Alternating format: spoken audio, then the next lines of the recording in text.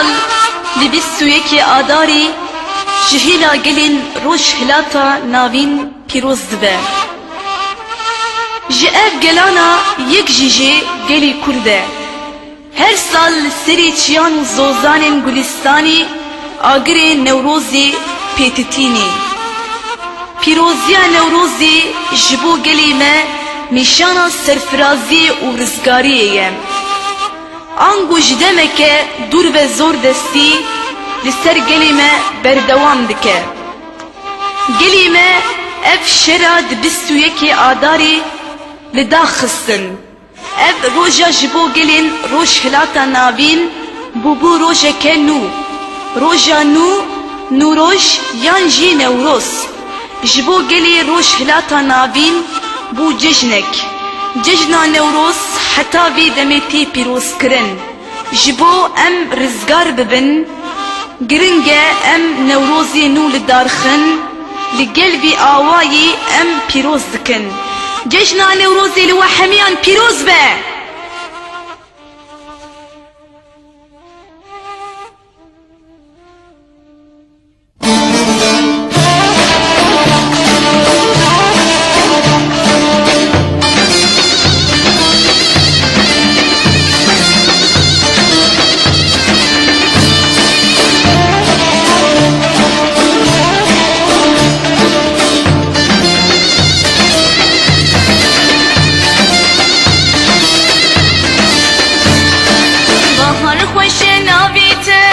نوروز نوروز كسكن صور بخملاته نوروز نوروز نوروز بحر خوش ناويته نوروز نوروز كسكن صور بخملاته نوروز نوروز نوروز قول بابونا برنجيته دلان قش بو بدنجيته قول بابونا برنجيته دلان قش بو بدنجيته نوروز نوروز نوروز نوروز نوروز نوروز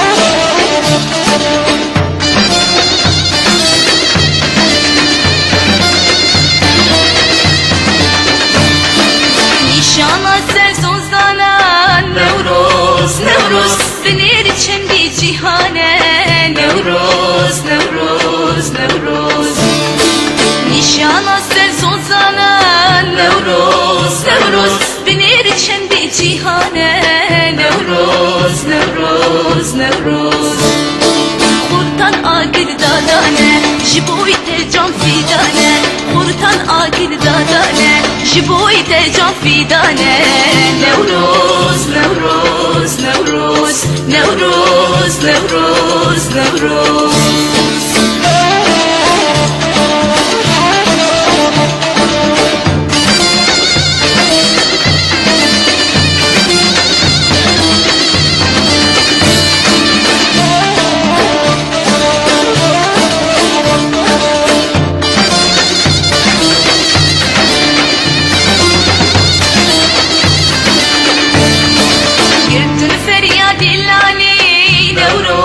نوروز دهی دا شورش وانی نوروز نوروز